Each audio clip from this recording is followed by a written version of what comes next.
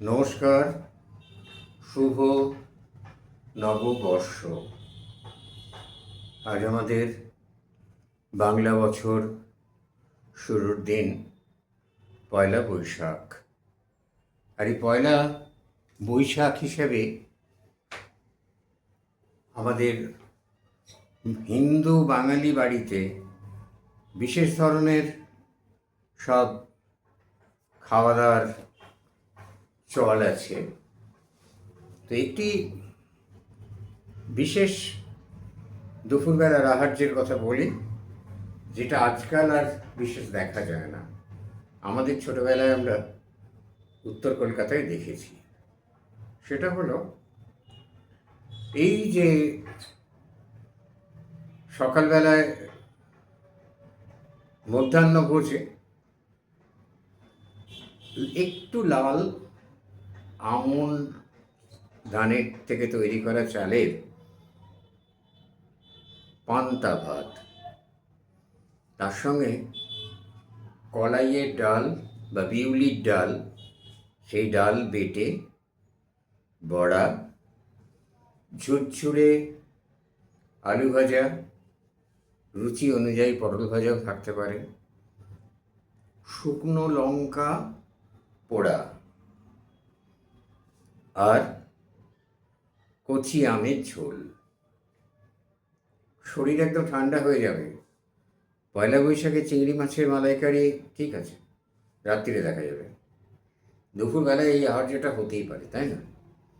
কিন্তু প্রশ্ন হচ্ছে, একটু গন্ধলেবুর রস এই বা লেবুর পাতা দিয়ে ভিজিয়ে রাখা পান্তা ভাত।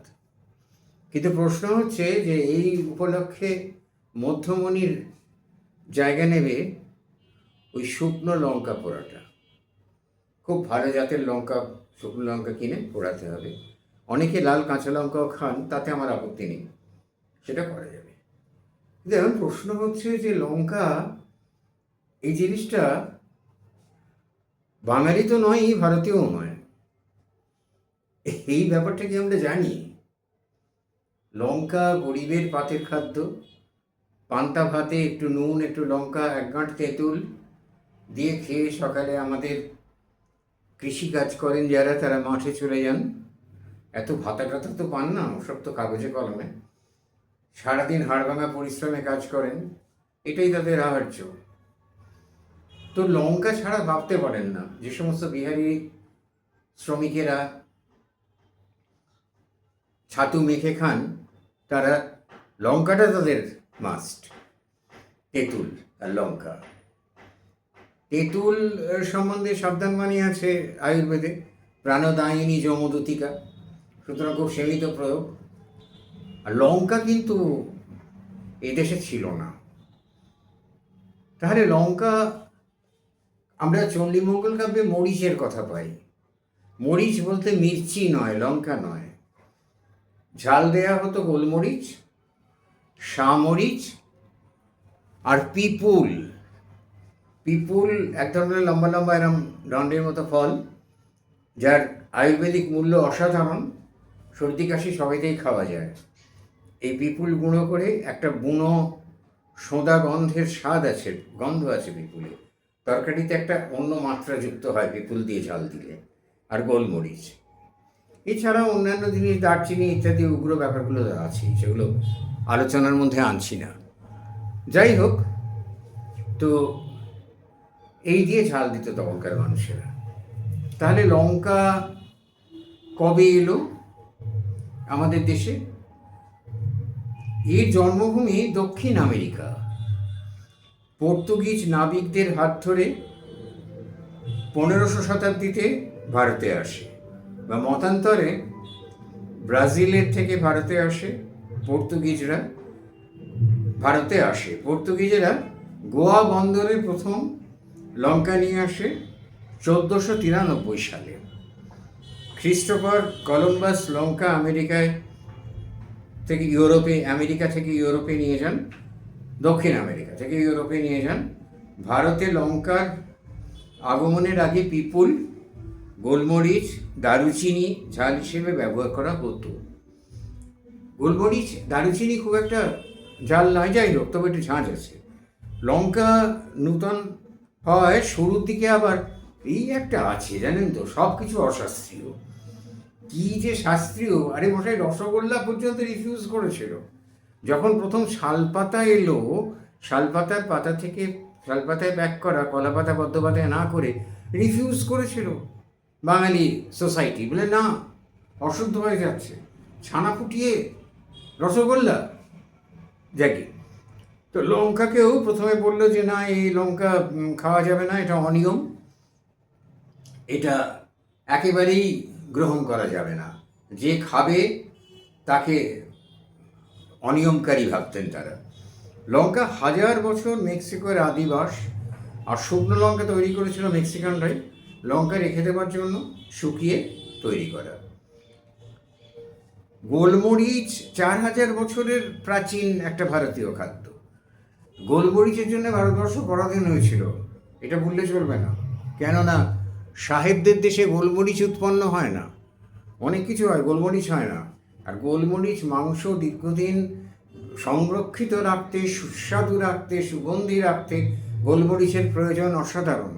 1 টাকার গোলমরিচ, 1 টাকাটা আমি একটা ধারণা দেওয়ার জন্য বলছি, 6 টাকায় বিক্রি হতো পর্তুগিজরা নিয়ে গিয়ে 6 টাকায় বিক্রি করতো ইংরেজদের। সেইখান থেকে তারা ভাবে তাহলে এই মশলার দেশটা অধিকার করলে কেমন হয়, তখন আক্রমণ অধিকার, যাই হোক আপনারা সে জানেন 250 বছরের, আমরা অ্যাকচুয়ালি 1000 বছর পরাধীন, সেই ইতিহাসটা লেখা হয় না, ঘুরিয়ে দেওয়া হয়, সেটা আমরা সকলে জানি। আর গোলমরিচের আদি দেশ মালাবারে, আয়ুর্বেদ অথবা অথর্ব বেদে, আয়ুর্বেদে গোলমরিচের উল্লেখ পাওয়া যায়। ঐতিহাসিক বাণিজ্য রোমান সাম্রাজ্যের আমল থেকে মধ্যযুগ পর্যন্ত গোলমরিচকে কালো সোনা বলা হতো, কারণ শীতের দেশে এর ভীষণ রকম চাহিদা ছিল। আর গোলমরিচ শুকিয়ে খোসা ছাড়িয়ে ফেলে যে সাদা বল ছোটটা বেরোয়, সেটাকে শামরিচ বলা হয়, সেটাও খুব ঝাল। এই ঝালগুলো কিন্তু, লঙ্কার ঝাল কিন্তু আজকে প্রমাণিত সত্য যে ক্ষতিকারক নয়, লঙ্কায় প্রচুর পরিমাণ সি ভিটামিনও আছে। তো আমার কথা হচ্ছে, লঙ্কাটা এদেশের জিনিস নয়, অথচ এদেশের সংস্কৃতিতে মিশে গেছে। আমরা লেবু লঙ্কা ছেড়াই, আর এই বললাম 1 বৈশাখে পান্তা ভাতে লঙ্কাটা দরকার, মাস্ট, ওটা ছাড়া খাওয়াই হবে না। লঙ্কার আচার, লঙ্কা আমাদের অত্যন্ত প্রিয় একটা খাদ্য, মশলা। আর পিপুল রান্নায় দেওয়া হতো গুঁড়ো করে। গোলমরিচ মঙ্গল কাব্যে যখন দেখেছিলাম আমি, ওই সমসাময়িক কাব্যগুলোতে, যে চিংড়ি মাছের মুড়োর ভেতরে মরিচের গুঁড়া ভরে তাকে সুতো দিয়ে বেঁধে সুপক্ক তৈলে পাক করছেন, তখন ভেবেছিলাম যে মরিচের গুঁড়ো বলতে কি লঙ্কার গুঁড়ো? তখন তো লঙ্কার গুঁড়ো ছিল না, না লঙ্কার গুঁড়ো নয়, তখন লঙ্কা আসেইনি এদেশে, বা এলেও সেভাবে ব্যবহার হতো না। ওটা আসলে মরিচেরই গুঁড়ো, সত্যিকারের মরিচের গুঁড়ো, বাপরে সে প্রচণ্ড ঝাল হবে। যাই হোক, চিংড়ি মাছ দিয়ে একটা প্রিপারেশান ছিল। এইভাবে আমরা দেখেছি যে শুধু লঙ্কা নয়, পিপুল, গোলমরিচ, এরা আমাদের একেবারে ভারতীয়।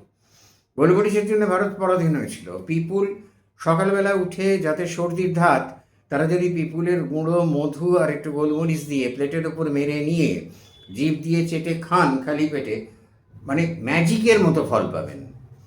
তাহলে এই জিনিসগুলো আমাদের ছিল, লঙ্কা বাইরে থেকে এসে আমাদের আপন হয়ে গেছে। যেরকম আলু, বিলিতি কুমড়ো, গাজর, টমেটো, এরা সকলেই, টমেটোকে বলা হতো বিলাতি বেগুন, এদের কথা আবার অন্য কোনো একটা আসরে বলা যাবে। নমস্কার।